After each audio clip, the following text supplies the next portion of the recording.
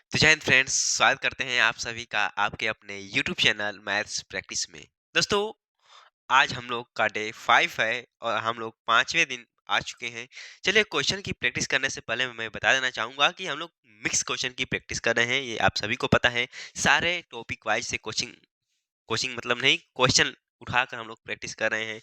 ऐसे करने से हम लोग क्या होता है कि हमें हर एक चैप्टर से क्वेश्चन को पता चलता है और हर एक चैप्टर रिवाइज होता रहता है। ये नहीं कि केवल एक चैप्टर उठा लिए और उस चैप्टर से ही हम लोग प्रैक्टिस करने लगे, नहीं। हम लोग सारे क्वेश्चन की प्रैक्टिस हर एक चैप्टर से कर रहे हैं। तो जरूर हमारे मॉक टेस्ट दीजिए, आप लोग मेरे साथ प्रैक्टिस कीजिए और अपने आप को जज कीजिए कि मैं कितना जानता हूं और कितना नहीं जानता हूं दोस्तों। तो चलिए हम लोग क्वेश्चन को शुरुआत करते हैं। मैं फिर से बता देना चाहूंगा कि आज हमारा डे 5 है और हम लोग पिछले 4 क्लासों में मॉक टेस्ट दे चुके हैं, जिसमें से बेहतरीन क्वेश्चन को हल किया हूँ और करवाया भी हूँ। आप लोग भी संगे संग किए भी होंगे। तो चलिए हम लोग क्वेश्चन की प्रैक्टिस करते हैं दोस्तों। तो पहला क्वेश्चन हमें दिया गया है। क्वेश्चन दिया गया है, 1 मिनट रुकिए दोस्तों। क्वेश्चन बोल रहा है कि यदि ए एक मैट्रिक है तो ए इनवर्स ज्ञात कीजिए। ए इनवर्स का प्रयोग करके निम्नलिखित समीकरण निकाय को हल कीजिए। क्वेश्चन हमें दिया गया है कि यदि ए एक मैट्रिक है, जो मैट्रिक में ये मान दिया गया है तो ए इनवर्स ज्ञात कीजिए। ए इनवर्स का प्रयोग करके निम्नलिखित समीकरण निकाय को हल करना है दोस्तों, ठीक। तो चलिए हम लोग हल करते हैं, सॉल्व करते हैं क्वेश्चन को। तो देखिए दोस्तों, जब सॉल्व इस क्वेश्चन को हम लोग करने चलते हैं तो सॉल्व इस क्वेश्चन को करने हम लोग चलते हैं। थोड़ा सा कलम ज्यादा मोटा हो गया, इसको पतला कर लेते हैं। चलिए, तो हमको सबसे पहले जो ए का मान दिया गया है वो दिया गया है क्या, तो 2 माइनस के 3 5 3 2 माइनस के 4 1 1 माइनस के 2 दिया गया है, ठीक। देखिए, ए इनवर्स ज्ञात करने के लिए सबसे पहले हमको क्या क्या चाहिए। ए इनवर्स जो ज्ञात किया जाता है उसके लिए जो सूत्र होता है ए इनवर्स, ठीक। यानी हमको ए इनवर्स चाहिए। तो ए इनवर्स का जो सूत्र होता है वो होता है 1 में determinate A determinate A into adjoint A होता है क्या, एडजॉइंट ए। यदि हमको मालूम रहेगा एडजॉइंट ए और डिटर्मिनेट ए, तो हम लोग आसानी से क्या कर सकते हैं, तो ए इनवर्स का मान ज्ञात कर सकते हैं। ए इनवर्स का मान क्या कर सकते हैं, तो ज्ञात कर सकते हैं, ठीक। तो सबसे पहले हम लोग क्या ज्ञात करते हैं, मैट्रिक यानी डिटर्मिनेट ए ज्ञात करते हैं। तो चलिए हम लोग डिटर्मिनेट ए ज्ञात करते हैं। तो डिटर्मिनेट ए इक्वल टू क्या हो जाएगा, देखिए सबसे पहले 2 होगा, क्या होगा, तो 2 हो जाएगा। उसके बाद देखिए, जो 2 होगा तो पहला रो लेंगे, तो रो रो इनटू कॉलम, क्या, तो रो इनटू कॉलम होता है। तो हम लोग इसमें और इसका गुणा करेंगे तो क्या हो जाएगा, माइनस के 4 और यहाँ पर जब होगा तो -4 चूंकि प्लस बन जाएगा, ठीक। तो चलिए इसको, आई होप आप लोग डिटर्मिनेंट खोलना जानते होंगे, ठीक। तो देखिए, -4 हो जाएगा, प्लस के क्या हो जाएगा, तो 4 हो जाएगा। देखिए यहाँ पर -3 है, जब यहाँ पर लिखेंगे तो हो जाएगा +3 कोष्ट में। अब हम लोग क्या करेंगे, तो ये वाले भाग को लेंगे, ठीक, ये वाले भाग को और ये वाले भाग को छोड़ देंगे, बचेगा ये और इसमें गुणा कर देंगे, ठीक। तो क्या हो जाएगा हमारा, तो हो जाएगा दोस्तों -6 और 1 में -4 से गुणा होगा तो -4 और +4 हो जाएगा, ठीक। उसके बाद 5 लेंगे कोष्ट में, तो इसको जब गुणा करेंगे तो पहला रो और तीसरा कॉलम छूटेगा, तो क्या गुणा होगा, तो 3 - 2 हो जाएगा। यहाँ से जब इसको खोलेंगे तो देखिए, -4 + 4 0 हो जाएगा, तो इसका कोई मतलब नहीं। यहाँ पर है 3 हमारा, कोष्ट में हो जाएगा -2 प्लस 5 इंटू 1, 3 दूना के क्या हो जाएगा, -6 प्लस के 5 इक्वल टू -1। यानी जो डिटर्मिनेट हमारा ए का मान आ गया वो कितना आ गया है, तो -1 आ गया है, ठीक। आई होप आपको अच्छे से समझ में आ गया होगा। सबसे पहले हम लोग डिटर्मिनेट ए निकालिए। अब हम लोग क्या ज्ञात करेंगे, तो हम लोग ज्ञात करने वाले हैं क्या, तो एडजॉइंट ए। ठीक, अब देखिए एडजॉइंट ए ज्ञात करने के लिए सबसे पहले हम लोग को मालूम रहना चाहिए क्या, A11 A12 A13। ठीक, उसके बाद क्या मालूम रहना चाहिए, तो A21 A22 और A23। ठीक, थोड़ा सा मैं इसको बड़ा कर देता हूँ ताकि आपको अच्छे से समझ में आए दोस्तों। ठीक, देखिए इतना हो गया।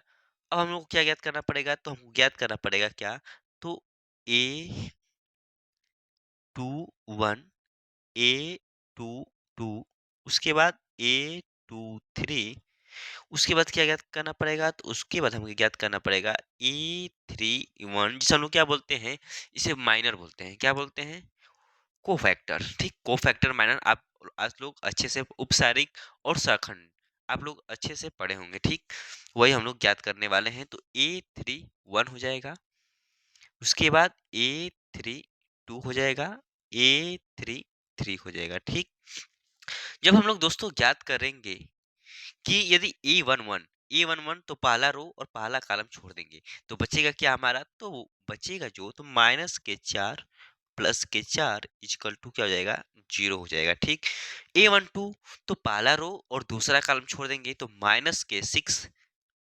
+4 इक्वल टू -2 हो जाएगा। अब देखिए A13 का मतलब क्या होता है कि पहला रो और तीसरा कॉलम छोड़ेंगे तो जब गुणा होगा तो 3 -2 इक्वल टू 1 हो जाएगा। आई होप इतना आप अच्छे से समझ गए होंगे। ठीक, अब हम लोग A21 ज्ञात करेंगे। तो A21 क्या हो जाएगा, तो पहला दूसरा रो और पहला कॉलम छोड़ेंगे तो क्या हो जाएगा, 3 दूना के 6 -5 इक्वल टू क्या हो जाएगा, तो 1 हो जाएगा। ठीक, क्योंकि हम लोग दूसरा रो और पहला कॉलम छोड़ दिए हैं। उसके बाद जब A22 ज्ञात करेंगे तो A22 मतलब कि दूसरा रो और दूसरा कॉलम छोड़ेंगे तो यहाँ से क्या हो जाएगा, -4 -4 -, अब क्या हो जाएगा, -4 -5 हो जाएगा इज इक्वल टू माइनस के क्या हो जाएगा, 9 हो जाएगा। A23 मतलब क्या होता है कि दूसरा रो और तीसरा कॉलम हम लोग छोड़ने वाले हैं तो यहाँ से क्या हो जाएगा, 2 और प्लस के 3 हो जाएगा, यानी 3 2 क्या हो जाएगा, 6 हो जाएगा। वैसे ही सेम A31 ज्ञात करते हैं। तो A31 मतलब क्या होता है कि तीसरा रो और पहला कॉलम छोड़ देंगे तो 4 तिहाई क्या हो जाएगा, 12 हो जाएगा, माइनस के क्या हम लोग छोड़े हैं, तीसरा रो और पहला कॉलम तो 4 तिहाई 12, 5 दुना के 10 इज इक्वल टू क्या हो जाएगा, 2 हो जाएगा। उसके बाद हम लोग क्या छोड़ेंगे, तो A32 मतलब क्या होता है कि तीसरा रो और दूसरा कॉलम छोड़ेंगे तो 4 दुना के 8 -8 -15 -8 और -15 हो जाएगा। फिर से हम लोग क्या छोड़ने वाले हैं, तीसरा रो और दूसरा कॉलम तो 4 दुना के 8 -8 और 5 तिहाई 15 -15 तो 15 और 8 क्या होता है, तो -23 होता है। ठीक, वैसे ही A33 ज्ञात करते हैं। तो तीसरा रो तीसरा कॉलम तो 2 दुना के 4, 3 लिखिए 9, 9 4 क्या होता है, तो 13 हो जाएगा। 9 प्लस के 4, 9 प्लस के 4। ठीक, 2 दुना के 4 प्लस के 3 के 9 इक्वल टू 9 4 क्या हो जाएगा, 13 हो जाएगा। ठीक, आई होप आपको इतना समझ में आ गया होगा दोस्तों। ठीक, आई होप आपको इतना समझ में आ गया होगा कि हम लोग उपसारिक और माइनर, यानी माइनर किस तरफ ज्ञात करते हैं। ये माइनर नहीं, इसको हम लोग कह सकते हैं सखंड बोलते हैं। ठीक, अब देखिए इतना तो हम लोग ज्ञात किए। अब हम लोग एडजॉइंट ए ज्ञात करने वाले हैं। तो जब एडजॉइंट ए ज्ञात करेंगे तो यहाँ पर क्या लिखेंगे, एडजॉइंट ए। अब जब एडजॉइंट ए ज्ञात करना होता है, देखिए इसमें जो भरते हैं हम लोग कॉलम, देखिए क्या भरेंगे, तो A11 क्या भरेंगे, A11 A12 A13 A21 A22 A23। ठीक, A31 A32 A33। ठीक, अब एक बात ध्यान से समझिएगा दोस्तों, जहां पर आपको देखिए 1 1 क्या है, तो सम है, 1 1 सम है तो यहाँ पर चिन्ह परिवर्तन नहीं होगा। लेकिन जहां पर A21 यानी विषम अंक रहेगा जोड़ने पर, वहां वहां पर क्या होगा, तो ये देखिए जैसे 1 2 है, इसको जोड़ने पर 3 होगा, तो जो -2 है वहाँ क्या हो जाएगा, +2 हो जाएगा, ठीक? बस इतना ही समझने की बात थी। तो जब इसको हम लोग लिखेंगे तो क्या लिख दूँगा मैं, देखिए A1 की जगह पर क्या हो जाएगा, 0 हो जाएगा। चूँकि A1 2 क्या है, विषम है, जोड़ने पर विषम आ रहा है, तो माइनस के क्या हो जाएगा, 2 है, तो यहाँ पर क्या हो जाएगा, 2 हो जाएगा। आई होप आप लोग पढ़े होंगे, आप जानते होंगे कि जब हम लोग A11 या Aij ज्ञात करते हैं, तो माइनस के 1 के पावर आई जे को जोड़कर लिखते हैं, इनटू क्या होता है, तो एम आई जे होता है, ठीक? ये आप लोग का सूत्र आप लोग पढ़े होंगे, ठीक? इसको 1 प्लस के लिखते हैं, आई प्लस के जे होता है, ठीक? ये सूत्र होता है, बस इस फार्मूला का मैं प्रयोग कर रहा हूँ, ठीक? तो देखिए ये 102 1 हो जाएगा, फिर यहाँ पर क्या हो जाएगा, माइनस के 1 प्लस के 9, नहीं बल्कि माइनस के 9 माइनस के 6 हो जाएगा, 2 प्लस के 23 हो जाएगा, और यहाँ पर क्या हो जाएगा दोस्तों, तो 13 हो जाएगा। यह हमारा क्या निकला, फाइनल एडजॉइंट ए निकल गया। क्या निकला, तो फाइनल जो ये निकला है, अभी हम लोग ज्ञात किए हैं, ये हमारा क्या है, तो जो यह है फाइनल, यह हमारा क्या है, तो एडजॉइंट ए निकल गया है, ठीक? एडजॉइंट ए हमारा फाइनल निकल चुका है। आई होप आपको इतना समझ में आ गया कि हम लोग एडजॉइंट ए कैसे ज्ञात करते हैं, डिटर्मिनेंट ए कैसे ज्ञात करते हैं। अब हम लोग क्या ज्ञात करेंगे, तो अब हम लोग की पारी है ए इनवर्स ज्ञात करने की। क्या ज्ञात करने की दोस्तों, तो ए इनवर्स ज्ञात करने की। तो चलिए हम लोग ए इनवर्स ज्ञात कर लेते हैं, ठीक? चलिए हम लोग क्या ज्ञात करने वाले हैं, ए इनवर्स ज्ञात करने वाले हैं। तो देखिए जब ए इनवर्स ज्ञात करेंगे, तो अब हम लोग को क्या करना है, केवल डायरेक्ट वैल्यू पुट करनी है। तो हम लोग को वैल्यू पुट कर देते हैं इसमें, तो बराबर क्या हो जाएगा, 1/में, और डिटर्मिनेंट ए मैं कितना ले आया हूँ, तो माइनस के 1 आ गया है, और एडजॉइंट ए हमारा कितना आया है, तो 0 आया है, माइनस के 1 आया है, 2 आया है, उसके बाद 2 आया है, माइनस के 9 आया है, 23 आया है, उसके बाद 1 आया है, कितना आया है, तो 23, 1 माइनस के 6, और 13 आ गया है। इतना हमारा क्या आ गया है, डिटर्मिनेंट ए इनवर्स आ गया है। जब ए इनवर्स इतना आ गया है दोस्तों, तो देखिए -1 को अंदर मार देते हैं गुणा, तो कितना बन जाएगा, जब -1 को अंदर हम लोग करेंगे गुणा, तो जो फाइनल आएगा ए इनवर्स का मान वो कितना आ जाएगा, तो जो फाइनल ए इनवर्स का मान हो जाएगा वो 0 हो जाएगा, माइनस के 2 हो जाएगा, क्योंकि माइनस अंदर जा रहा है दोस्तों, तो 1 का माइनस के 1 196, ठीक?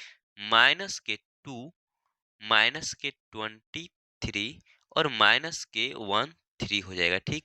ये हमारा फाइनल क्या निकल गया, तो डिटर्मिनेट ए इनवर्स ज्ञात कर लिए। आई होप आपको समझ में आ रहा होगा दोस्तों, यह है हमारा 0, माइनस के 2 माइनस के 1 196, माइनस के 2 माइनस के 23, और माइनस के 30 है, यानी 13 है, ठीक? या माइनस के क्या है, तो 13 है। मैं फिर से इसे लिख देना चाहूंगा, यह क्या है, तो माइनस के 13 है। यह क्या है दोस्तों, तो माइनस के 13 है, माइनस माइनस के 13 है, ठीक? ठीक, माइनस के क्या है, तो 13 है भैया। अब देखिए, अब हमको क्या कर रहा है क्वेश्चन, जो क्वेश्चन बोल रहा है कि ए इनवर्स ज्ञात कीजिए। ए इनवर्स हम लोग ज्ञात करिए। अब बोला कि ए इनवर्स का प्रयोग करके निम्नलिखित समीकरण का निकाय को हल कीजिए। अभी जो समीकरण दिया गया है, आई होप आप ऐसे समीकरण को हल किए होंगे आवी विधि द्वारा, कि इसके समीकरण को कैसे हम लोग हल करते हैं।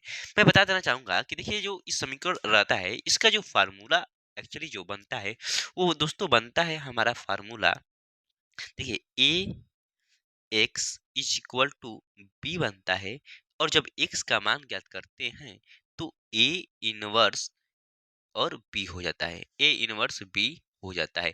जब हम लोग क्या ज्ञात करते हैं, तो इतने का मान ज्ञात करते हैं तब, ठीक? एक्स का मान ज्ञात करते हैं। तो अब देखिए जो इसमें एक्स का मान दिया गया है, कितना दिया गया है, देखिए जो एक्स का मान है वो तो एक्स वाई जेड है, ठीक? एक्स वाई जेड है, यानी एक्स वाई जेड का हमको मान ज्ञात करना है। देखिए मान जो ज्ञात करना है वो क्या क्या ज्ञात करना है, मैं ये लिख देना चाहूंगा। देखिए जो एक्स ज्ञात करना है हमको, वाई ज्ञात करना है, और जेड ज्ञात करना है। एक्स वाई जेड हमको ज्ञात करना है, ठीक। चूंकि जो एक्स का मान है ए इनवर्स तो हम लोग मिल गया है। अब बी कहाँ पर है, तो देखिए दोस्तों, जो ये वाला भाग है मैं क्या कर रहा हूँ उसको हाईलाइट कर रहा हूँ, आप समझ जाइएगा कि जो ये वाला भाग है यही हमारा क्या है, तो जो ये वाला भाग है दोस्तों इसे बोलते हैं हम लोग बी का मान बोलते हैं। क्या बोलते हैं, बी का मान बोलते हैं। तो चलिए अब हम लोग क्या करेंगे, ज्ञात करेंगे ए एक्स का मान ज्ञात करते हैं। तो एक्स का जब मान ज्ञात करेंगे तो लिखेंगे क्या, X equal to A inverse हमारा कितना आ गया है दोस्तों, तो जो ए इनवर्स आया है हमारा वो फाइनल आया है 0, 1, माइनस के 2, माइनस के 2, 9, माइनस के 23, माइनस के 1, 6, माइनस के 1, 3। ये हमारा किसका मान है, तो ये जो मान है हमारा वो है ए इनवर्स का। और बी का मान कितना दिया गया है, तो बी का जो मान दिया गया है वो दिया गया है 11, माइनस के 5 और माइनस के 3 दिया गया है। अब इसको हम लोग क्या करना है, बस इसको गुणा कर कर हल कर लेना है। चलिए गुणा कर लेते हैं। तो x बराबर क्या हो जाएगा, देखिए x बराबर क्या हो जाएगा हमारा, तो देखिए 0 में 11 गुणा होगा तो क्या हो जाएगा 0, माइनस के 5 और प्लस के 6 हो जाएगा, ठीक। उसके बाद क्या होगा, जब -2 में 11 का गुणा करेंगे तो माइनस के 22 हो जाएगा, 9 पचे 45 हो जाएगा, ठीक। और उसके बाद 23 में 3 का गुणा करेंगे तो प्लस के 3 3 के 9, 3 दुना के 6 हो जाएगा। वैसे ही क्या हो जाएगा दोस्तों, वैसे ही हमारा इसका मान हो जाएगा तो क्या हो जाएगा, देखिए -1 में 11 गुणा होगा तो माइनस के 11, 6 में -5 से गुणा होगा तो माइनस के 30 हो जाएगा। उसके बाद -13 में 3 का गुणा होगा तो क्या हो जाएगा, 13 तिया 39 हो जाएगा, ठीक। अब हम लोग जोड़ घटा लेते हैं। तो x इजकल टू, देखिए x इजकल टू क्या हो जाएगा, तो देखिए यहाँ पर -5 और 6 1 हो जाएगा। देखिए 22 और 45 जोड़ेंगे तो 5 2 7 होता है और 4 2 6 होता है, माइनस के 67 होगा। और 69 में से घटाएंगे तो कितना हो जाएगा, 2 हो जाएगा। वैसे ही 30 और 11 40 से 41 होता है, और 41 में से माइनस के 11, 6 पाँचे 30, माइनस के 30 और 13 तिया 39 होता है। देखिए 11 30 क्या होगा, 30 40 से 41, माइनस के 41, और माइनस के 41 में से जब हम लोग 39 घटाएंगे तो कितना हो जाएगा दोस्तों, तो हो जाएगा हमारा माइनस के 2 हो जाएगा, ठीक। आई होप आपको अच्छे से समझ में आए होंगे क्वेश्चन। थोड़ा सा भाई मिसप्रिंट हो गया है, और देखिए हमारा एक जगह गलत हो गया है, क्षमा चाहूंगा। और जो गलत हुआ है दोस्तों वो कहाँ पर हुआ है, यहाँ पर हमारा जो क्वेश्चन बनता है, यहाँ पर देखिए 3 to 5 होगा। मैं 3 to क्या लिख दिया हूँ, 6 ले गया हूँ, सॉरी इसके लिए भाई, यहाँ पर 5 रहेगा। तो हम लोग यहाँ पर क्या करने वाले हैं, 5 कर देते हैं, ठीक। जब यहाँ पर 5 होगा तो और हमारा पर कहाँ चेंज होगा, तो और हमारा यहाँ यहाँ पर चेंज होगा, क्या होगा, तो आपका माइनस के 5 होगा, क्या हो जाएगा, तो माइनस के 5 हो जाएगा, -6 के जगह पर। तो क्या हो जाएगा हमारा, माइनस के 5 लिख देते हैं, माइनस के 5, ठीक। जहां जहां -6 है उस जगह पर आप लोग क्या लिखेंगे, तो माइनस के 5 लिख दीजिए, माइनस के 5 हो जाएगा। और कहीं पर 6 है, देखिए यहाँ पर 6 है तो यहाँ पर क्या हो जाएगा हमारा, यहाँ पर हो जाएगा दोस्तों केवल 5, क्या हो जाएगा, तो केवल 5 हो जाएगा, ठीक। केवल क्या हो जाएगा हमारा, तो 5 हो जाएगा। अब देखिए यहाँ पर भी क्या है, तो 6 है, यहाँ पर भी क्या है, तो 6 है। तो क्या हो जाएगा हमारा, 5 हो जाएगा, 5 हो जाएगा। कर लेते हैं 5। अब देखिए, देखिए -11 में से एक जाएगा, और यहाँ पर 5 पचे क्या होता है, 25। तो जो -30 हम लोग यहाँ पर लिखे हैं, तो यहाँ पर क्या हो जाएगा दोस्तों, तो माइनस के 25 हो जाएगा, माइनस के 25 हो जाएगा। अब 25 से 11 कितना होता है, तो 25 10 5 30 और एक 36 होता है। जब 39 में से 36 जाएगा तो कितना हो जाएगा, तो जो बचेगा फाइनल हमारा आंसर वो कितना हो जाएगा, यहाँ पर 3 हो जाएगा दोस्तों, 3 हो जाएगा, क्या हो जाएगा, 3 हो जाएगा। और यही हमारा क्या है, तो फाइनल आंसर है। यही हमारा क्या है, तो फाइनल आंसर लेकर हम लोग चलने वाले हैं। ये हमारा क्या है, तो फाइनल आंसर है। हमें बोला था कि निम्नलिखित समीकरण निकाय को हल करना है और हम इस समीकरण निकाय से हम लोग हल कर चुके हैं। तो यही हमारा क्या हो गया, फाइनल आंसर हो गया। आई होप दोस्तों आपको अच्छे से समझ में आया होगा क्वेश्चन। उसके लिए क्षमा चाहता हूँ, थोड़ा सा गलत हो गया था, होता है भाई जोड़ने घटाने में। ठीक, ये हमारा फाइनल आंसर है। ठीक, तो चलिए अब हम लोग पढ़ने जानते हैं दूसरे क्वेश्चन की ओर, और अगले क्वेश्चन की ओर हम लोग बढ़ते हैं। जो आगे हमें क्वेश्चन दिया गया है वो क्या दिया गया है। क्वेश्चन बोला गया है दोस्तों कि y बराबर tan इनवर्स 3x माइनस के एक्स क्यू बटे में 1 माइनस के 3x स्क्वायर है। ठीक, जो x है हमारा वो -1/√3 से 1/√3 है, इतना के बीच में है। अब हमको क्या ज्ञात करना है, हमको dy बाई dx ज्ञात करना है। जो फाइंड करना है, मैं यहाँ पर लिख देना चाहूंगा, फाइंड क्या करना है कि dy, हमको जो ज्ञात करना है वो ज्ञात करना है क्या, तो dy बाई dx ज्ञात करना है। ठीक, dy बाई dx ज्ञात करना है। ठीक, dy बाई dx ज्ञात करना है दोस्तों। क्या ज्ञात करना है हमें, तो dy dy बाई dx ज्ञात करना है। ठीक, चलिए हम लोग dy बाई dx ज्ञात करते हैं। जब dy बाई dx ज्ञात करेंगे उसके लिए हम लोग सबसे प्रथम देखिए, इतना दिया है भौकाल की y बराबर tan inverse 3x minus x Q बटे में 1 माइनस के 3x स्क्वायर। हम लोग मान लेते हैं कि माना माना x इक्वल टू क्या, tan थीटा। tan थीटा, जब x equal to tan theta जो हम लोग मानेंगे, तो यहाँ से हमारा थीटा का मान क्या आ जाएगा दोस्तों, तो tan इनवर्स x आ जाएगा। ठीक, थीटा का मान कितना आ गया, तो tan इनवर्स हमारा x आ गया। अब हम लोग को क्या ज्ञात करना है, y। देखिए जो y दिया गया है वो कितना दिया गया है, पर इसको हल ही कर लेते हैं, उसके बाद dy बाई dx ज्ञात करते हैं। तो tan इनवर्स 3, अब क्या हम लोग रखेंगे, तो जो रखेंगे x की जगह पर क्या रख देंगे, तो tan के थीटा माइनस के tan क्यू थीटा बट्टे में क्या हो जाएगा, तो 1 माइनस के 3 tan स्क्वायर थीटा हो जाएगा। ठीक, और हमें मालूम है कि tan 3 थीटा फॉर्मूला क्या होता है, तो 3 tan थीटा माइनस के tan क्यू थीटा बटे में 1 माइनस के 3 tan स्क्वायर थीटा होता है। तो जो ये हमारा है सूत्र, ये किसका है, तो tan 3 थीटा का सूत्र है। tan inverse equal to 3 tan theta हो जाएगा। ठीक, अब यहाँ से क्या होगा कि ये tan, चूंकि tan 3 थीटा होगा, क्या होगा, tan 3 थीटा हो जाएगा इक्वल टू क्या हो जाएगा, tan के 3 थीटा हो जाएगा। तो यहाँ से क्या होगा, ये कट जाएगा, बचेगा जो फाइनल वो क्या बचेगा, y इक्वल टू 3 थीटा बचेगा। चूंकि थीटा बराबर अभी हम लोग क्या यहाँ पर है, तो tan इनवर्स x है, तो y इक्वल टू क्या कर लेंगे, tan 3 tan इनवर्स x कर लेंगे। ठीक, अब हम लोग क्या लिखेंगे, जो आगे इसको हल करेंगे दोस्तों, तो क्या लिख देंगे कि लिखेंगे हम लोग कि x के सापेक्ष x के समीकरण 1 मान लेते हैं कि समीकरण, एक मिनट, लिखेंगे क्या कि समीकरण 1 को x के सापेक्ष क्या करने पर, तो अवकल करने पर, अवकल करने पर। ठीक, तो यहाँ पर क्या हो जाएगा, dy बाई dx, 3 तो कांस्टेंट है, आगे हो जाएगा। अब क्या हो जाएगा, d tan इनवर्स x बटे में dx, तो dy by dx equal to 3 tan inverse x बराबर, चूंकि tan इनवर्स x बराबर क्या होता है, समाकल इसका, तो 1 बटे में 1 प्लस के x स्क्वायर होता है। तो क्या हो जाएगा, 1 बटे में 1 प्लस के x स्क्वायर हो जाएगा।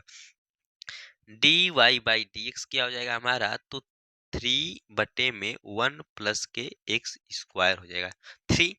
3 बटे में 1 प्लस के x स्क्वायर हो जाएगा, जो कि हमें यही ज्ञात करना था कि dy बाई क्या ज्ञात कीजिए, तो dx ज्ञात कीजिए। और हम लोग फाइनल क्या ज्ञात कर लिए हैं, dy बाई dx ज्ञात कर चुके हैं। आई होप दोस्तों आपको अच्छे से सवाल समझ में आए होंगे। ठीक, चलिए हम लोग आगे क्वेश्चन की ओर मूवमेंट करते हैं, और जो मूवमेंट करने वाली बात है वो क्या है, ये हम लोग चर्चा करते हैं। ठीक, तो आगे क्वेश्चन हमें क्या दिया गया है, क्वेश्चन बोल रहा है दोस्तों कि साइन साइन पाई बटे में 3 माइनस साइन इनवर्स माइनस के 1/2 का मान ज्ञात कीजिए। इसका हम लोग क्या ज्ञात करना है, मान ज्ञात। तो चलिए इसका हम लोग मान ज्ञात करते हैं फटाक से। जब इसका मान ज्ञात दोस्तों करेंगे तो देखिए यहाँ पर क्या हो जाएगा, साइन हो जाएगा, साइन साइन पाई बटे में 3 और साइन इनवर्स माइनस एक्स क्या होता है, तो होता है दोस्तों हमारा माइनस के साइन इनवर्स एक्स होता है। ठीक, माइनस क्या होता है तो बाहर रहता है। वैसे यहाँ पर क्या हो जाएगा, तो माइनस के साइन, देखिए माइनस साइन इनवर्स एक्स -1/2 है, तो माइनस जब बाहर आएगा तो ये प्लस हो जाएगा, साइन के इनवर्स और 1/2 हो जाएगा यहाँ से। ठीक, आई होप आपको इतना समझ में अच्छे से आ गया होगा। उसके बाद क्या होगा, तो साइन पाई बटे में 3 प्लस साइन इनवर्स और 1/2 किस पर मान होता है साइन में, तो साइन के पाई बटे में 6 पे होता है। ठीक, अब यहां से क्या होगा कि यहां से साइन इनवर्स और साइन कट जाएगा, तो बचेगा क्या, तो जो बचने वाला है दोस्तों वो बचने वाला है साइन पाई बटे में 3 प्लस पाई बटे में 6। ठीक, जब इसको ऐड करेंगे तो क्या मिलेगा, तो साइन के पाई बटे में 3 लसा ले लेते हैं तो 6 हो जाएगा। ठीक, 3 2 या 2 पाई प्लस के पाई, आगे जब इसको हल करेंगे तो साइन के क्या हो जाएगा, 3 पाई बटे में 6, जब इसको काटेंगे तो क्या हो जाएगा, 3 2 या 6 इज इक्वल टू क्या हो जाएगा, तो साइन पाई बटे में 2 हो जाएगा। क्या हो जाएगा, साइन पाई बटे में 2।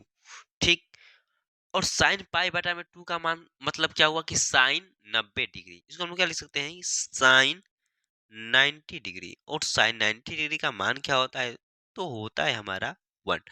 साइन 90 डिग्री का मान क्या होता है दोस्तों, तो होता है हमारा 1, और ये हमारा रहा फाइनल आंसर।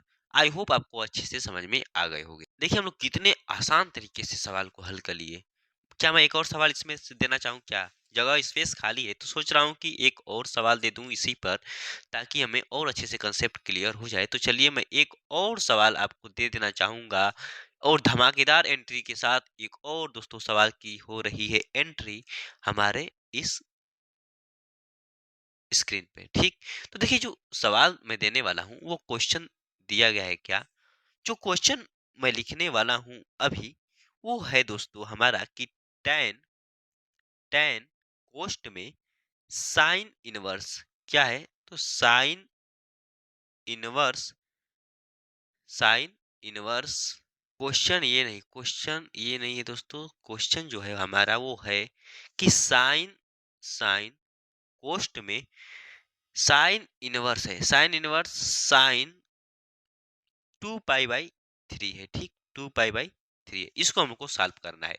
जब इसको दोस्तों सॉल्व करेंगे तो चलिए हल कर लेते हैं, क्या ही दिक्कत है। देखिए साइन इनवर्स, अब देखिए जो साइन का रेंज होता है वो क्या होता है, तो हमें मालूम है कि जो साइन का रेंज होता है वो -π/4 से π/4 के बीच में होता है। आई होप इतना आपको मालूम होगा क्योंकि हम लोग प्रैक्टिस कर रहे हैं, तो आई होप आपको मालूम होगा। तो देखिए इसको रेंज में डालने के लिए क्या करेंगे, साइन, और देखिए 2 π/3 है, इसको मैं क्या लिख सकता हूँ, तो मैं लिख सकता हूँ पाई माइनस के, देखिए 3 π - पाई बटे में 3, में इसको क्या कर सकता हूं, तो लिख सकता हूं। क्यों मैं लिख सकता हूं, क्योंकि देखिए मैं 2 π/3 को मैं क्या लिख सकता हूं, तो पाई माइनस के पाई बटे में 3 लिख सकता हूं। कैसे में जाना, तो 3 पाई में से पाई जब घटेगा तो क्या हमें मिलेगा, तो जो मिलने वाला है वो 2 π/3, यानी सेम वही क्वेश्चन मिल जाएगा। अब देखिए यहां से क्या होगा कि साइन इनवर्स, अब साइन पाई - के 3, तो हम लोग केवल लिख लेते हैं साइन क्या हो जाएगा, साइन 180 माइनस थीटा क्या होता है, तो साइन थीटा होता है, और साइन थीटा को हम लोग क्या कह सकते हैं, साइन पाई/3। यहाँ से क्या होगा दोस्तों, साइन साइन कट जाएगा, जो फाइनल आंसर आ जाएगा वो कितना जाएगा, पाई/3 हो जाएगा। आंसर हमारा क्या हो जाएगा, तो पाई/3। आई होप दोस्तों आपको अच्छे से यह भी सवाल समझ में आ गए होंगे। चलिए अब हम लोग आगे क्वेश्चन की ओर बढ़ने वाले है। तो आगे हमें क्वेश्चन जो दिया गया है वो क्या दिया गया है ये देखते हैं, जो क्वेश्चन हमें स्क्रीन पर मिल चुका है।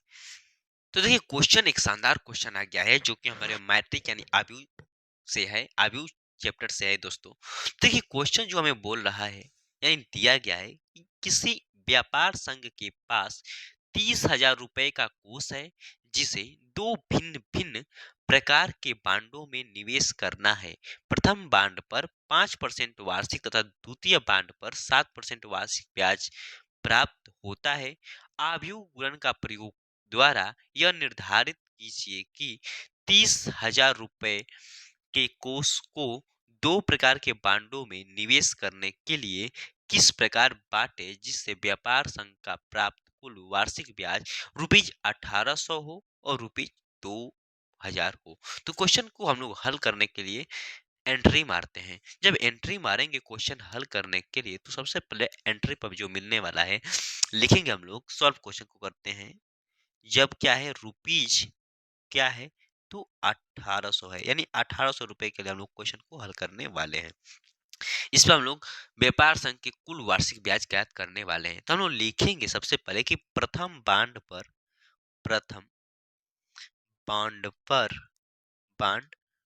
पर प्रथम बांड पर निवेश की गई कुल राशि, निवेश की गई जो हमारी राशि है वो मान लेते हैं कि क्या है, एक्स है, ठीक। और लिखेंगे कि द्वितीय बांड पर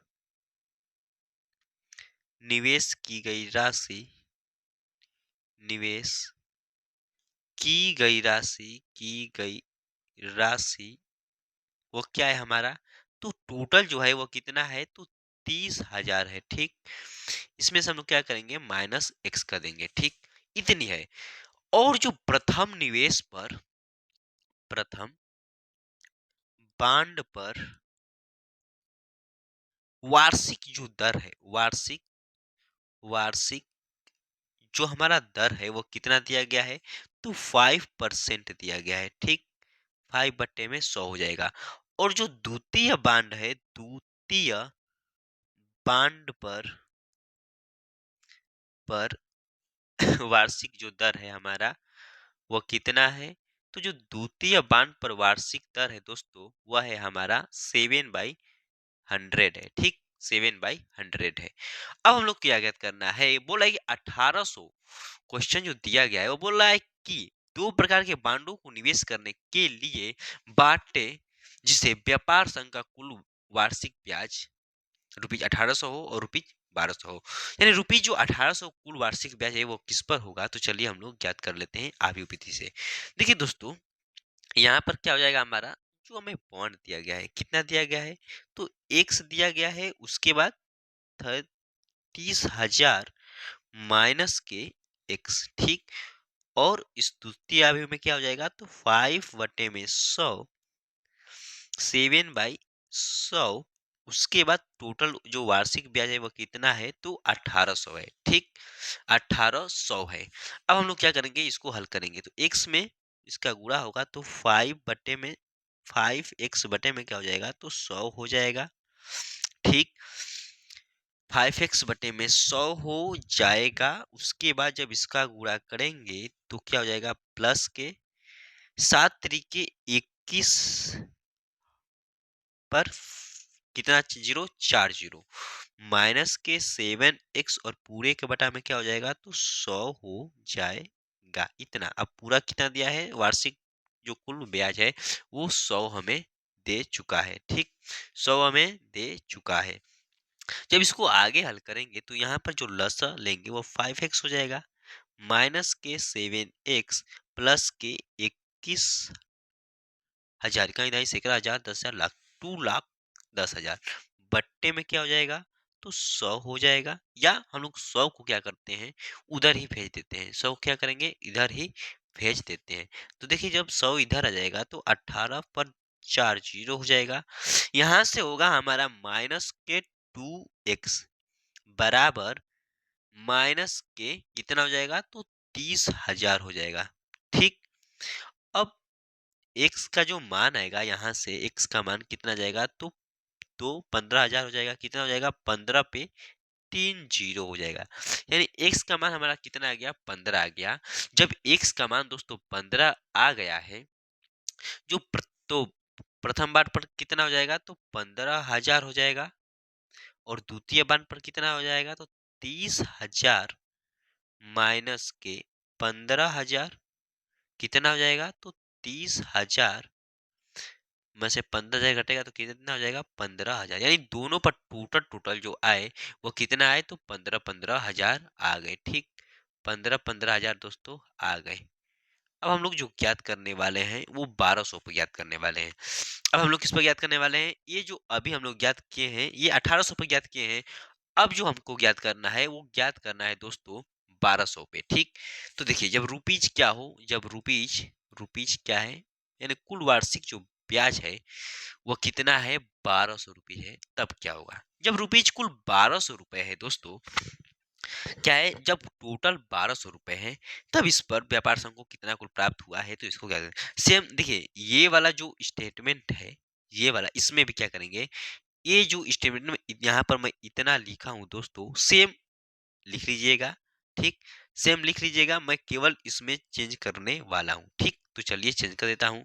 तो इस पर क्या हो जाएगा, यहाँ पर तो आपको पता है कि यहाँ पर जो होने वाला है वो हो जाएगा क्या हमारा, तो x हो जाएगा। ठीक, यहाँ पर क्या हो जाएगा, तो 30,000 माइनस के x, और क्या हो जाएगा, तो 5/100 और 7/100। ठीक, बराबर 1800 नहीं, 1800 नहीं, क्योंकि हम लोग 1200 पे याद कर रहे हैं, तो 1200 हो जाएगा। ठीक, जब 1200 हो गया तो इसको जब गुणा करेंगे तो सेम इतना ही आएगा भाई। कितना आएगा, जब इसको इतने को हल करेंगे हम लोग तो कितना आएगा, इतना ही आएगा जितना हम लोग यहाँ पर हल किए हैं, यानी माइनस के 2x। यानी कितना आ जाएगा, तो माइनस, देखिए आप लोग हल कर लीजिएगा, माइनस के 2x आएगा, प्लस के 21 पर 4 जीरो आएगा। ठीक, और इधर कितना आएगा, तो 12 पर 4 जीरो आ जाएगा। ठीक, इधर से -2x हो जाएगा, इधर से 12 पे 4 जीरो, 1 2 3 4, और माइनस के 21 पर 4 जीरो। ठीक, जब इसको घटाएंगे तो क्या हो जाएगा, तो 0 0 0 0, और 21 में से 12 घटेगा तो कितना हो जाएगा हमारा, तो 8 1 9, यानी माइनस के 9 हो जाएगा। इसको जब काटेंगे तो x बराबर कितना आ जाएगा, तो 2 चौके 8, 5, 3 गो 0 हो जाएगा। यानी देखिए दोस्तों, इससे हमें क्या मालूम चला, कि इससे जो मालूम चला कि जो प्रथम बार पर x का जो मान आएगा वह कितना आ जाएगा, तो 45,000 आ जाएगा। और जो द्वितीय बान पर आएगा उसके लिए हम लोग क्या करेंगे, 30,000 में से 45,000 को क्या करने वाले हैं, तो घटा देने वाले हैं। ठीक, 30,000 में से क्या करने वाले हैं, तो 45,000 को हम लोग घटा देने वाले हैं। तो यहाँ से क्या मिलेगा, 3 जीरो आ जाएगा। 30,000 में से 45,000 को कैसे घटाएंगे ब्रो, एक सेकेंड दोस्तों, यहाँ पर भी फिर गलती होगा। देखिए यहाँ पर जो 1200 है, मैं भी पूछ रहा हूँ गलत कहाँ से हो रहा है। यहाँ पर 1200 नहीं बल्कि 2000 दिया गया है। कितना दिया गया है, 2000 दिया गया है भाई। 2000 लिख लेते हैं, 2000 दिया गया है। ठीक, हम भी कभी सोच रहा हूँ आखिर गलत कहाँ हो रहा है यार, कहीं ना कहीं गलती हो ही जा रहा है। ठीक, 2000 यहाँ से है, सारा इसको मिटा देते हैं, 2000 है। ठीक, तो जब 2000 है यहाँ पे, तो 2000 लिख लेते हैं, और यहाँ से हमें क्या मिलेगा, तो 2000 पे 2 और जीरो हो जाएगा, माइनस के 21 पे 4 जीरो हो जाएगा। जब इसको घटाएंगे, 2 2 4 तो 6, 2 2 4 तो 6, तो यहाँ से x माइनस के 2x बराबर कितना हो जाएगा, माइनस के इतना मान आ जाएगा। तो x बराबर कितना आ जाएगा, तो 5,000 आ जाएगा। तो जो प्रथम मान के लिए इतना आ गया, तो 30,000 में से जब 5,000 घटा देंगे तो कितना आ जाएगा, तो आ जाएगा हमारा 15 नहीं बल्कि 25। क्या हो जाएगा 25 टोटल 1000। आई होप दोस्तों आपको अच्छे से समझ में आ गए होंगे क्वेश्चन, कितने हम लोग आसानी से इस क्वेश्चन को हल कर लिए। बस थोड़ा सा लिखने में एक जगह गलत हो चुका था, इसके लिए मैं क्षमा तो कई बार मार ही चुका हूँ। आप लोग क्षमा कर सकते हैं तो कर दीजिएगा, ठीक। चलिए देखिए क्वेश्चन हम लोग फिर से मैं समझा देना चाहूंगा। सबसे पहले क्वेश्चन बोला था कि किसी व्यापार संघ के पास 30,000 रुपए का कोष है, जिसे दो भिन्न भिन्न प्रकार के बांडों में निवेश करना है। प्रथम बांड पर 5% वार्षिक, द्वितीय बांड पर 7% वार्षिक ब्याज तथा प्राप्त होता है। अभियुग्रण के प्रयोग द्वारा यह निर्धारित कीजिए कि 30,000 रुपए के कोष को दो प्रकार के बांडों में निवेश करने के लिए किस प्रकार बांटे, जिससे व्यापार संघ को प्राप्त कुल वार्षिक ब्याज रुपीज 1800 हो और रुपीज 2000 हो। तो हम लोग 1800 के लिए बहुत आसानी से ज्ञात कर चुके हैं। वैसे सेम रुपीज में यहाँ पर 1200 लिखा हूँ, जबकि यहाँ पर 1200 नहीं बल्कि दिया गया है जो हमें क्वेश्चन में वो कितना दिया गया है। तो दिया गया है दोस्तों क्वेश्चन जो हमें वो दिया गया है क्वेश्चन में 2000, कितना दिया गया है 2000 दिया गया है। यहाँ पर क्या रहेगा तो 2000 रहेगा, ठीक। चलिए आगे क्वेश्चन को देखते हैं। और जो आगे हमें क्वेश्चन दिया गया है, बोला है कि निम्नलिखित प्रश्नों का dy बाई dx ज्ञात कीजिए, ठीक। dy बाई dx ज्ञात करते हैं हम लोग। तो पहला जो क्वेश्चन दिया गया है 2x plus 3y equal to sine x दिया गया है। तो dy बाई जब dx ज्ञात करेंगे तो हम लोग क्या लिखेंगे, लिख देते हैं कि x के सापेक्ष अवकल करने पर अवकल करने पर, ठीक, अवकल करने पर जब दोस्तों x के सापेक्ष इसका अवकल करेंगे तो यहाँ पर क्या हो जाएगा 2 प्लस, इसको x के सापेक्ष हम लोग अवकल करते हैं तो d 2x बट्टे में dx प्लस कांस्टेंट है तो आगे आ जाएगा dy बाई dx बराबर d साइन x बट्टे में क्या हो जाएगा dx हो जाएगा। 2 आ गया है तो 2 हो जाएगा, dx बाई dx एक 1 हो जाएगा plus 3dy by dx is equal to sine X का क्या होता है तो हमारा हो जाता है cos x। यहाँ से 3dy बाई dx बराबर cos x माइनस के 2। तो जो dy बाई dx होगा वो कितना हो जाएगा तो cos x माइनस के 2/3 हो जाएगा। यानी जो dy बाई dx आया वो हमारा फाइनल कितना आ गया तो cos x माइनस के 2/3 आ गया है। अब हम लोग यहीं से क्या ज्ञात करने वाले हैं तो दूसरा क्वेश्चन को हल करने वाले हैं। जो दूसरा क्वेश्चन हमें दिया गया है वो क्या दिया गया है, बोला है कि 2x plus 3y equal to sine y दिया गया है, ठीक। इतना हमें दिया गया है। इसको भी हम लोग लिख लेते हैं कि x के सापेक्ष अवकल करने पर, सापेक्ष अवकल करने पर, अवकल करने पर, ठीक।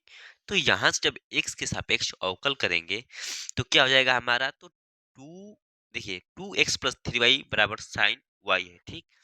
तो यहां से हमारा क्या हो जाएगा दोस्तों तो x, देखिए dx बटे में dx हो जाएगा, कांस्टेंट है तो आगे रहेगा प्लस 3 dy बटे में dx बराबर और साइन y तो d साइन y बटे में क्या हो जाएगा तो dy इक्वल टू dy बटे में dx हो जाएगा, ठीक। यहाँ पर 2 हो जाएगा प्लस 3dy बटे में dx बराबर साइन y है तो साइन y का अवकल क्या होता है तो cos y हो जाएगा इंटू dy बाई dx और इधर इधर dy है उसको एक और कर लेते हैं तो dy cos के y बटे में इंटू dy बटे में dx माइनस के 3 dy बटे में dx। तो फाइनल जो इसमें से हम लोग क्या करेंगे तो कॉमन ले लेते हैं dy बटे में dx यानी cos y माइनस के 3। तो dy बटे में dx क्या हो जाएगा तो 2 बटे में cos के y माइनस के 3 हो जाएगा। तो फाइनल यही हमारा क्या है दोस्तों आंसर है। आई होप आपको अच्छे से क्लियर समझ में आ गए होंगे। ठीक, फाइनल यह क्या है, तो हमारा आंसर है। ठीक, और अब हम लोग तीसरे क्वेश्चन को हल कर लेते हैं। ठीक, देखते हैं कि तीसरा क्वेश्चन हमें क्या दिया गया है। देखिए दोस्तों, तीसरे क्वेश्चन में आपको होमवर्क दूंगा क्योंकि क्वेश्चन बहुत आसान है।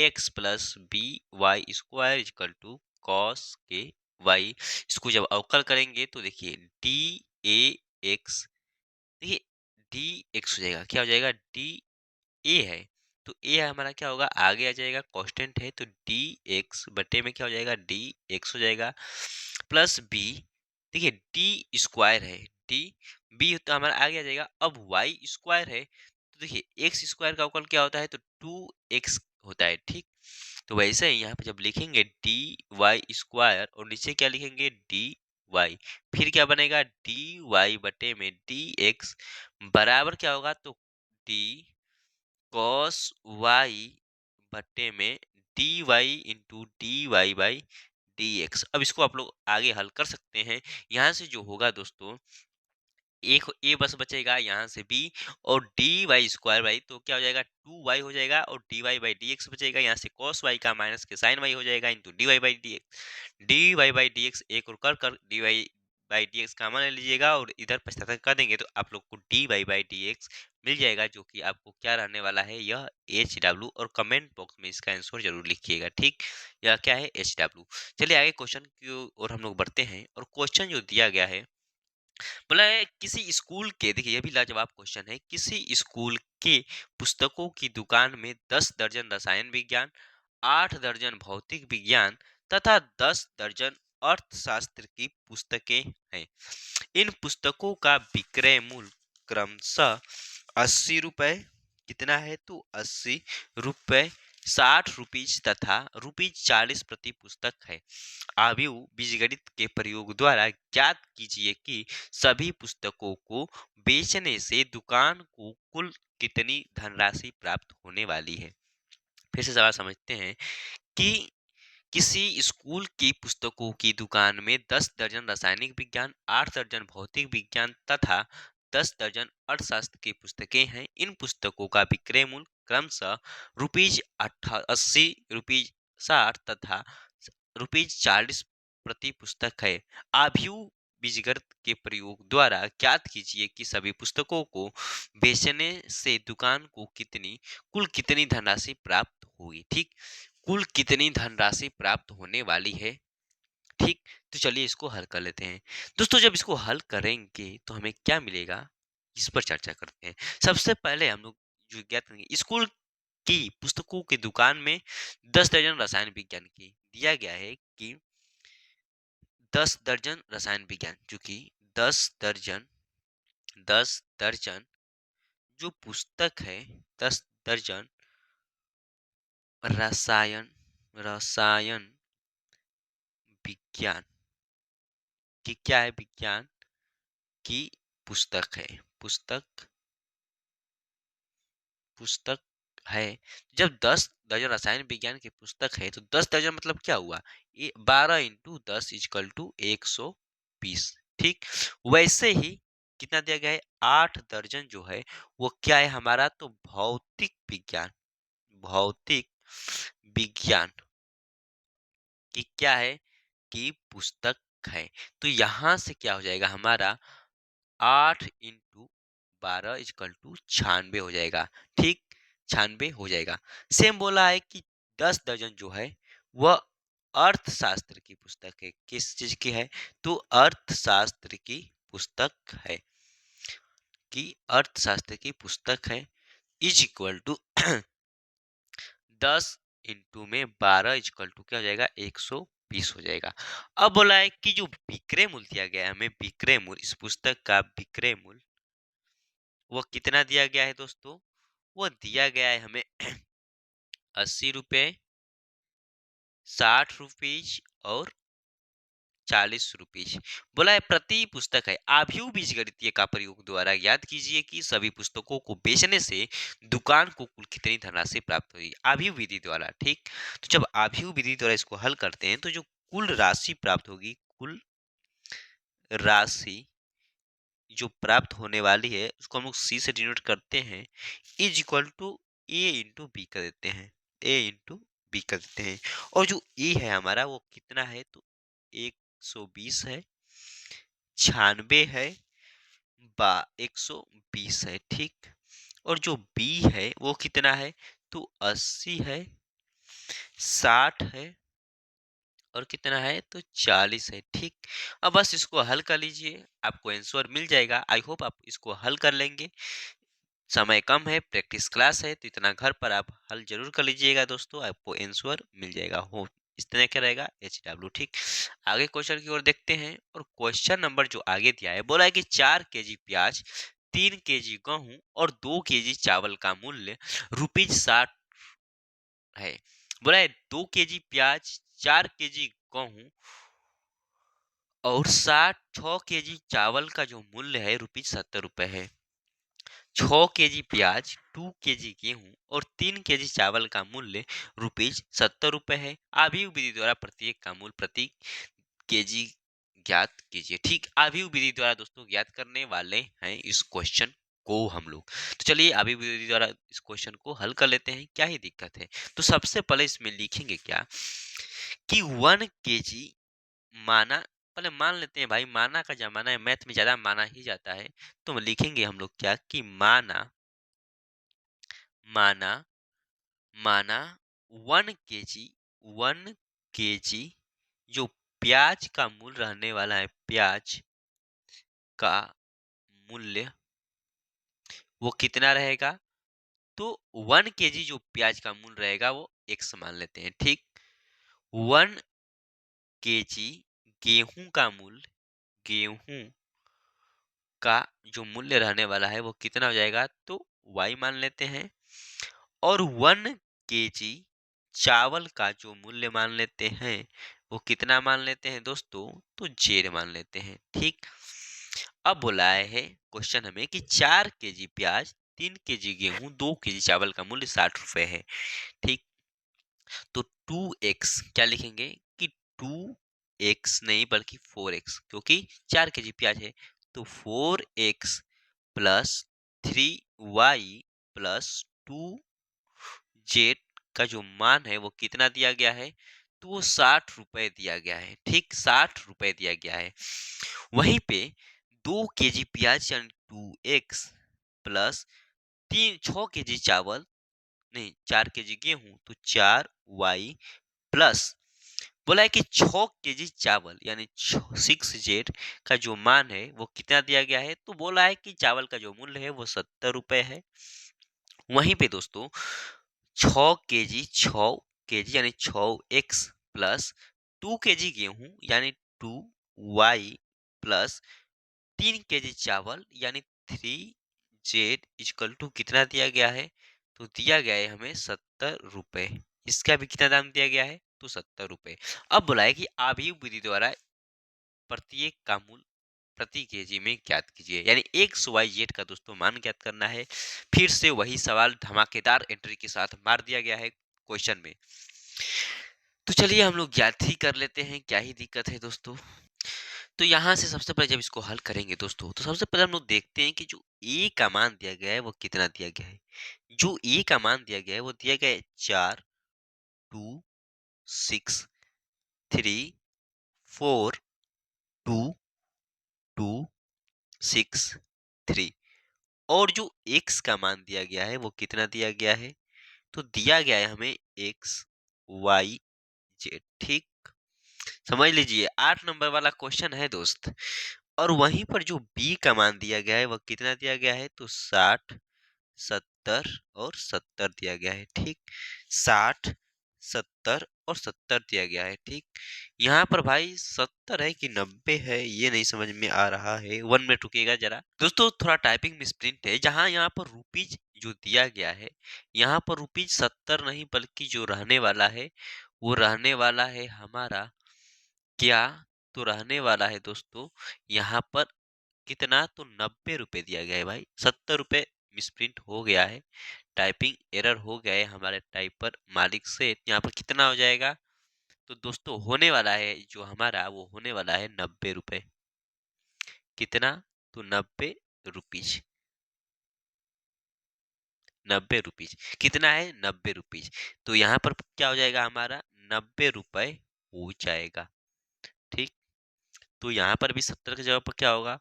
तो 90 हो जाएगा। नहीं तो सवाल सारा हम लोग क्या होता है? गलत हो जाता है, मैं मेहनत बेकार चला जाता है। 90 रुपए हो जाएगा। अब समझिएगा, जब कुछ ऐसा आप लोग पढ़े होंगे मैट्रिक में 4 पॉइंट लगभग 6 में, आप लोग 4.5 में न्यू एनसीईआरटी में दिया गया है, पढ़े होंगे ऐसे टाइप के क्वेश्चन। ये टाइप के क्वेश्चन जो होते हैं वो कम से कम 8 नंबर में आते हैं दोस्तों, 8 या 5 नंबर में आते हैं, यहाँ तक आशा है कि 8 नंबर में आते हैं। देखिए, जब इसको हम लोग याद करते हैं तो इसके लिए हमको क्या क्या चाहिए दोस्तों? इसके जो होता है वो फार्मूला होता है ए एक्स बराबर बी, और जो एक्स का मान निकलता है वो होता है A inverse equal to B होता है। ठीक, A inverse equal to B होता है। तो सबसे पहले हमको क्या ज्ञात करना पड़ेगा? तो ए इनवर्स ज्ञात करना पड़ेगा। ए इनवर्स हमको ज्ञात करना पड़ेगा। तो चलिए अब हम लोग क्या ज्ञात करने वाले हैं? तो ए इनवर्स ज्ञात करने वाले हैं। तो देखिए, जो ए का मान है, ए का जो मान है वो कितना दिया गया है?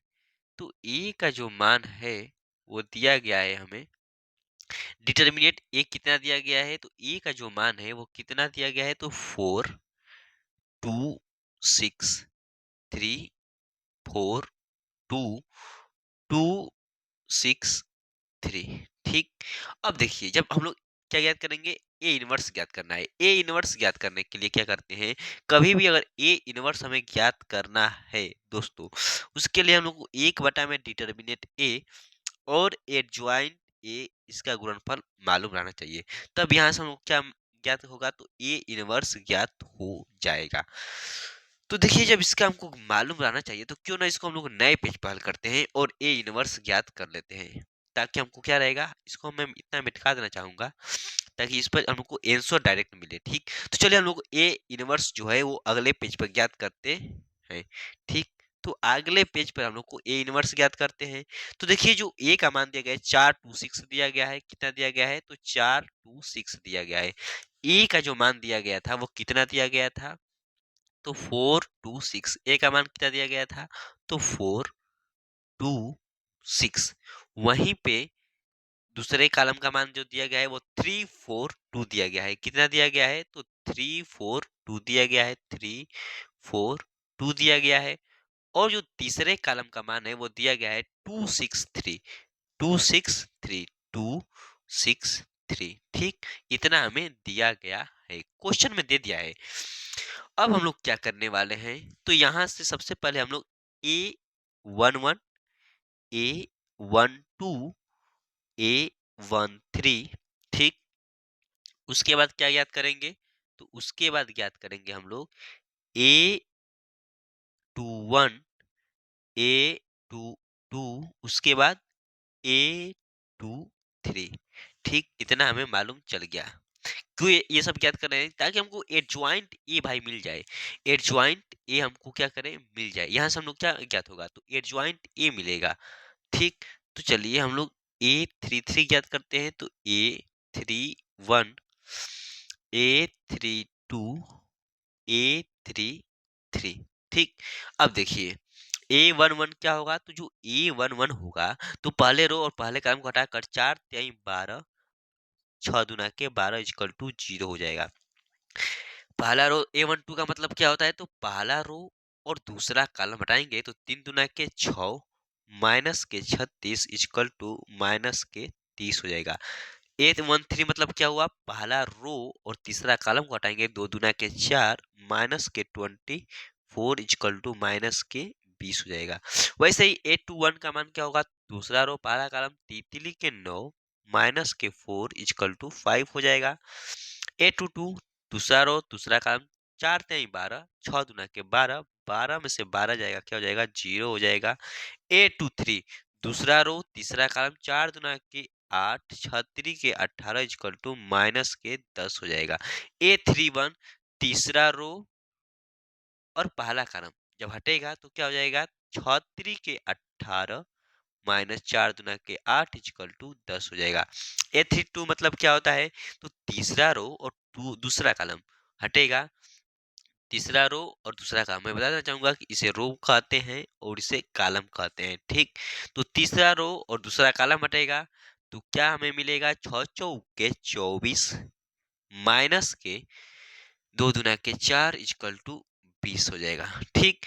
तीसरा रो तीसरा कॉलम हटेगा तो 4 चौके 16 माइनस 3 दूना के 6 इक्वल टू 10 मिलेगा।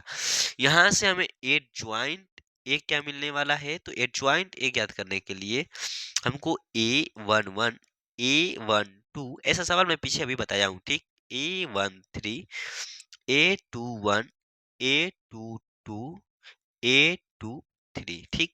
A31 A32 A33 लिख लेते हैं।